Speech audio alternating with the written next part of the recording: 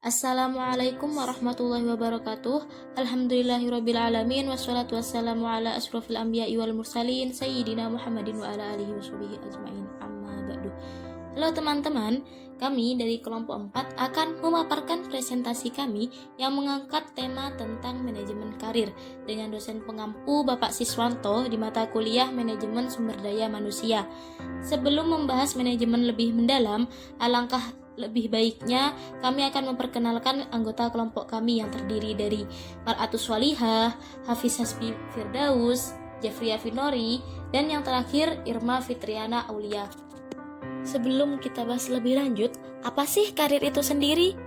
Nah ya, menurut KBBI, karir sebagai perkembangan dan kemajuan baik pada kehidupan, pekerjaan, atau jabatan seseorang. Sederhananya, karir adalah pengalaman dan hal-hal yang telah kita lakukan sepanjang hidup untuk mencapai cita-cita. Manajemen karir adalah proses pengelolaan dan perencanaan kegiatan seorang karyawan untuk meningkatkan perkembangan karir yang lebih baik. Jadi, sederhananya, karir manajemen ini adalah bentuk kombinasi dari perencanaan yang terstruktur tentang pilihan karir yang telah kita ambil. Untuk mencapai manajemen karir ini pasti membutuhkan proses manajemen ini akan melibatkan antara karyawan dan anggota unit perusahaan, serta mencakup konsep kesadaran diri, eksplorasi karir, koneksi, dan juga proses belajar. Nah, selanjutnya tentang tujuan manajemen karir.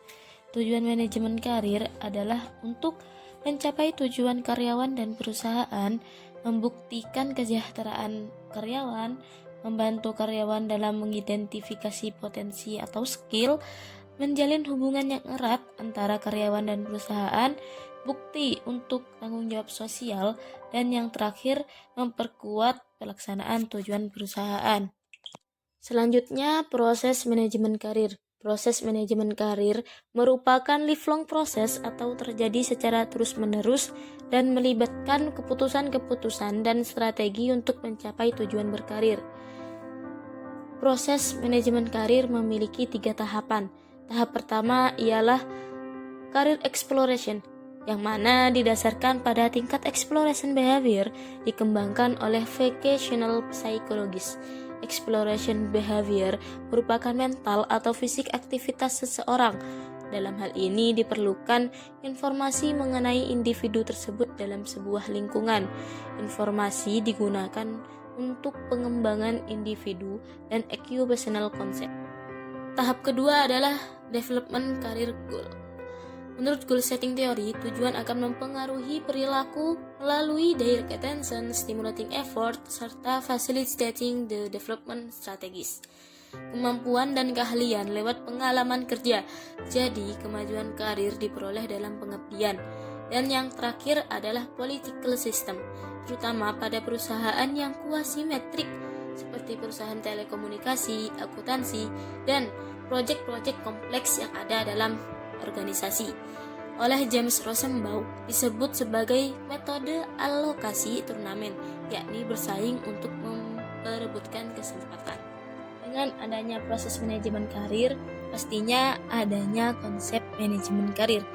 Konsep manajemen karir menurut Dessler pada tahun 1997 adalah kegiatan personalia seperti penyaringan, pelatihan, dan penilaian berfungsi untuk 2 peran dasar dalam sebuah organisasi, yaitu peran yang pertama adalah peran tradisional, adalah mensetafkan organisasi mengisi posisi-posisinya dengan karyawan yang memiliki minat, kemampuan, dan keterampilan yang memenuhi syarat.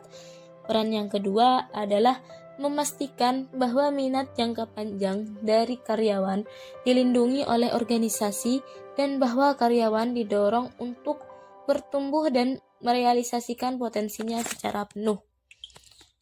Selanjutnya ada perencanaan karir. Perencanaan karir adalah suatu proses yang digunakan seseorang untuk memilih tujuan karir dan jalur karir untuk mencapai tujuan-tujuan tersebut. Sebagai suatu proses yang bertujuan untuk menyesuaikan tujuan karir dan kemampuan untuk mengisinya secara sistematis. Langkah-langkah perencanaan karir sendiri ada 4. Yang pertama adalah menilai diri sendiri, yang kedua adalah menetapkan tujuan karir, yang ketiga adalah menyiapkan rencana-rencana kegiatan untuk mencapai tujuan karir, dan yang terakhir adalah melaksanakan rencana-rencana tersebut dengan benar dan strategis. Selanjutnya, apa sih manfaat perencanaan karir? Manfaat dari perencanaan karir adalah meningkatkan kesadaran diri dan pemahaman diri, mencapai kepuasan pribadi, mempersiapkan diri pada penempatan yang memadai, dan mengefisienkan waktu dan usaha yang dilakukan dalam berkarir. Perencanaan karir mendorong para pekerja untuk tumbuh dan berkembang, tidak hanya secara mental intelektual, akan tetapi juga dalam arti profesional. Selanjutnya, macam-macam manajemen karir. Manajemen karir terbagi menjadi 2, yaitu secara individual dan organisasional. Yang pertama adalah manajemen karir secara individual, yaitu kesuksesan psikologis, merupakan tujuan tertinggi dari karir seseorang, yaitu perasaan bangga atas prestasi seseorang yang didapatkan ketika tujuan terpenting dalam kehidupannya tercapai. Hal ini bertolak banget dengan keberhasilan vertikal.